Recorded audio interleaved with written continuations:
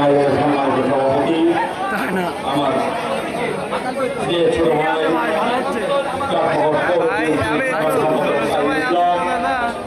পরে কথা কই ফোন দিই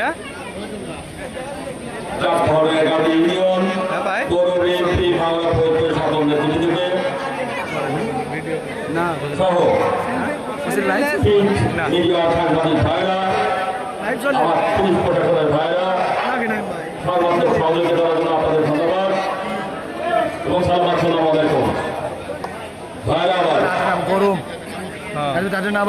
আমি একটু শুরু করতে চাই। বাংলাদেশ জাতীয়তাবাদী দলের প্রতিষ্ঠাতা চেয়ারম্যান শহীদ প্রেসিডেন্ট জিয়াউর রহমান, যে জিয়াউর রহমানের জন্ম না হলে এই বাংলাদেশের জন্ম হতো না।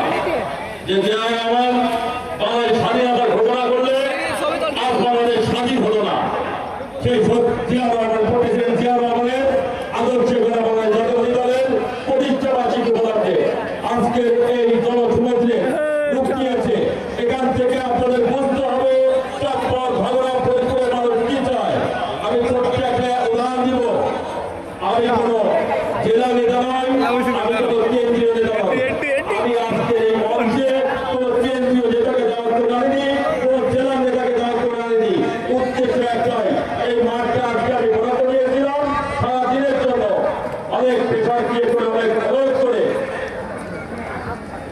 কৃষক দলের সভাপতি আমার এই মাঠে আজকে একটা প্রতিষ্ঠা বার্ষিকীর আয়োজন করেছেন। আমি ওনাকে সুযোগ দিয়েছিলাম, কারণ চাঁদপুর ভাঙড়া ফরিদপুরে মানুষকে ভোলার জন্য